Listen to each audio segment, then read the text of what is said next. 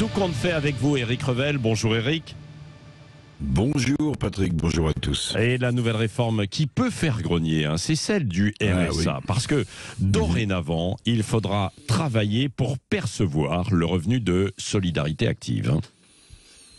Oui, on les enquille, les réformes en ce moment, vous l'avez noté Patrick. Oui. Alors, réforme du RSA, oui, Olivier Dussopt, le ministre du Travail, a présenté ce qu'on peut appeler ce nouveau RSA. Cette réforme vise, vous l'avez dit, à conditionner la perception du revenu de solidarité active à des heures de travail effectif. Alors, c'est une petite révolution quand même dans le monde plutôt généreux des aides sociales en France. 15 à 20 heures de travail effectif seront demandées, donc dans le domaine associatif ou d'autres, par exemple, pour ceux qui demandent et qui souhaitent toucher le RSA.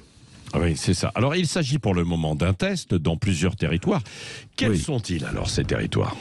Alors, il y a plusieurs départements, régions, métropoles qui porteront ce test, le test de cette conditionnalité pour percevoir le RSA. Il y aura l'Aisne, les Bouches-du-Rhône, la Creuse, la métropole de Lyon, l'île de la Réunion ou encore la Seine-Saint-Denis.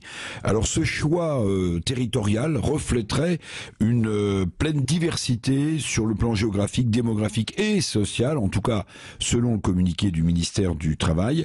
Chaque bénéficiaire du RSA, c'est à noter aussi, devra s'inscrire à Pôle emploi pour ne pas perdre le contact avec le monde du travail et des offres d'emploi qui sont nombreuses en ce moment. Oui, c'est ça. Alors, il y a deux visions, évidemment. Est-ce qu'il ne s'agit pas de faire travailler à bon compte pour certains, ou alors de connecter, au contraire, les bénéficiaires du RSA au marché du travail ?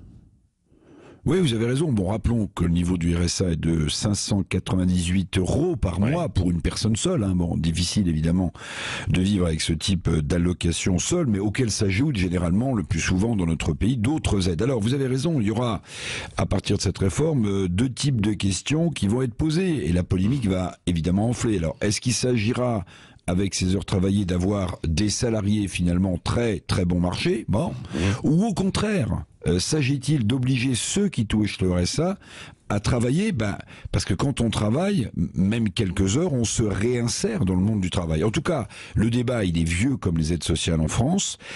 Des aides sociales dont le budget national n'a plus vraiment les moyens de débourser sans contrepartie. Alors, beaucoup d'indépendants qui croulent sous les charges et les impôts estiment légitime pour ceux qui perçoivent des aides payées par le contribuable de travailler effectivement pour la collectivité nationale.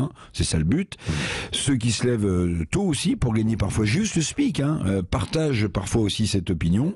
Une nouvelle réforme qui, après, je vous le rappelle, c'est pour ça que je disais qu'on enquillait les réformes dans ce pays, les réformes sociales, après la réforme de l'assurance chômage, après celle annoncée du contrat professionnel de formation, et avant celle des retraites, dont on connaîtra le plan le 10 janvier.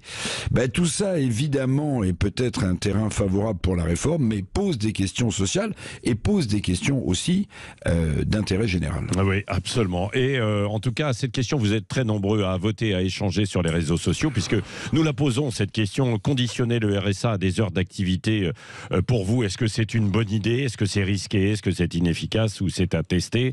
Bonne idée, 42%, inefficace, 34%, à tester, 14% et 10% risqué, avec énormément de commentaires. Je vous les lirai d'ailleurs tout à l'heure. Merci Éric Revel. Tout compte fait comme chaque matin, évidemment, du lundi au vendredi à 7h20.